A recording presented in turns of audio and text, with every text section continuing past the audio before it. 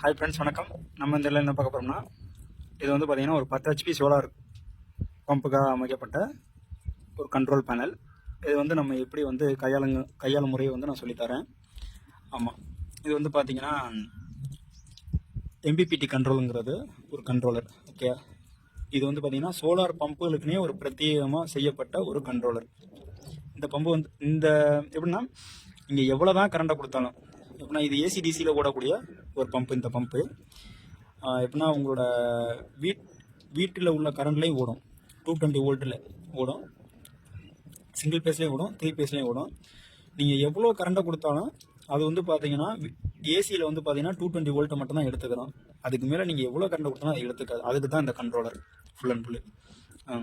அதே மாதிரி வந்து பார்த்தீங்கன்னா சோலாரில் கொடுக்கக்கூடிய கரண்ட் வந்து பார்த்தீங்கன்னா அதிகபட்சம் வந்து பார்த்தீங்கன்னா 360 வோல்டேஜ் வரைக்கும் தான் எடுக்கும். அதுக்கு மேலே அது எடுக்காது. ஓகே, அதே மாதிரி வாட்ஸ் வந்து பார்த்தீங்கன்னா அதில் வந்து பார்த்தீங்கன்னா 1600 வாட்ஸ் தான் ஏசியில் எடுக்கும்.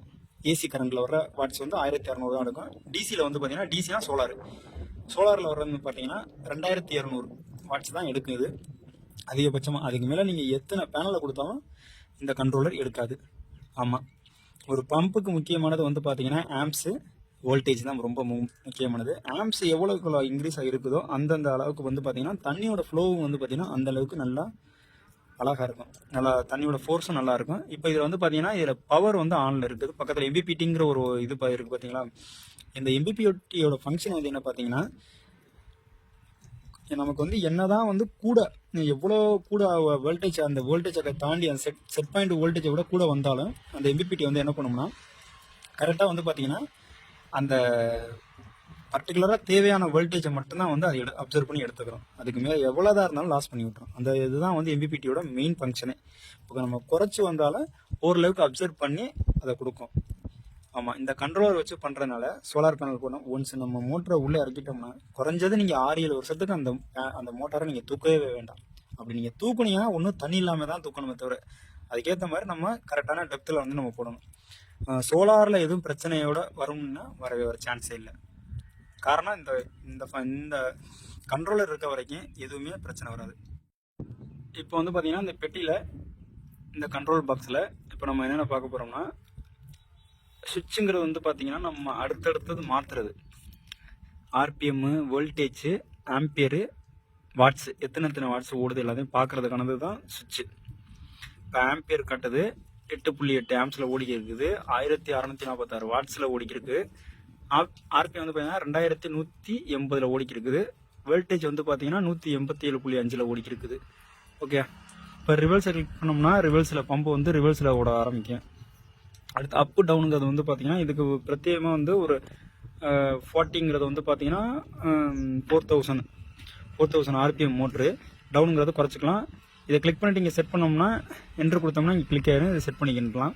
இதுதான் இந்த புல் அண்ட் புல். இது வந்து கஸ்டமர் பண்ண வேண்டியது. இதில் வந்து வேறு எதுவும், இது ஃபுல்லாகவே சிம்பிளாக எந்த ஒரு படிக்காதவங்க கூட இதை வந்து யூஸ் பண்ண முடியும். அந்தளவுக்கு வந்து ரொம்ப சிம்பிளாக தான் இருக்கும்.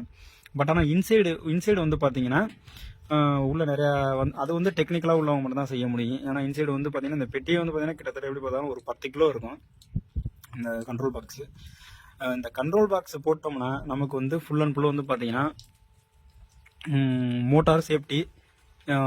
எப்படியும் நான் சொன்ன மாதிரி ஒரு குறைஞ்சது 6-7 வருஷத்துக்கு நம்ம மோட்டரை வந்து போர்வெல்லை விட்டு நம்ம தூக்க வேண்டிய அவசியமே கிடையாது. ஓகே, இதனால் வந்து சில தகவல் வந்து இது மூலம் தெரிஞ்சிருப்பீங்கன்னு நினைக்கிறேன். இது மாதிரி உங்களுக்கு சோலார் பம்ப் செட் உங்களுக்கு அமைக்கணும்னா எங்களை தொடர்பு கொள்ளுங்கள். டெல்டா சோலாரை தொடர்பு கொள்ளுங்கள். கண்டிப்பாக வந்து உங்களுக்கு எத்தனை அடி ஆழம் அதுக்கேற்ற மாதிரி பம்புகளை நாங்கள் சிறப்பான முறையில் அமைச்சு கொடுக்குறோம்.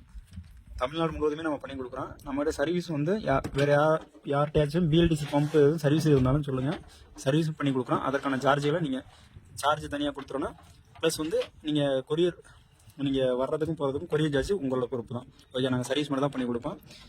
ப்ராப்பராக சர்வீஸ் வந்து நம்ம கிளைண்ட்டுக்கெல்லாம் வந்து பார்த்திங்கன்னா நம்ம வந்து சர்வீஸ் வந்து நாங்கள் போட்டு கொடுக்குறவங்களுக்கு தான் ப்ரியாரிட்டி முதல் இது கொடுத்து ப்ரியாரிட்டி பண்ணி கொடுப்போம். நம்மளோட சர்வீஸ்லாம் வந்து பக்காவாக இருக்கும். ஓகே, தமிழ்நாடு முழுவதும் எங்கே இருந்தாலும் கூப்பிடுங்க. டேரெக்டாக வந்து சைட்டை விசிட் பண்ணிவிட்டு உங்களுக்கு இந்த அடியில் இந்த பம்பு தான் செட் ஆகும்னு சொல்லிட்டு இத்தனை அஞ்சில் உங்களுக்கு தண்ணி கிடைக்கும், இத்தனை ஹெச்பியில் தண்ணி கிடைக்கும்னு சொல்லி தெளிவாக உங்களுக்கு விளக்கம் கொடுத்துட்டு உங்கள்கிட்ட வந்து நாங்கள் ஆர்டர் எடுத்துக்கிறோம். கண்டிப்பாக தமிழ்நாடு முழுவதும் எங்கே இருந்தாலும் கூப்பிடுங்க, கண்டிப்பாக பண்ணித்தரோம். ஓகே, நன்றி.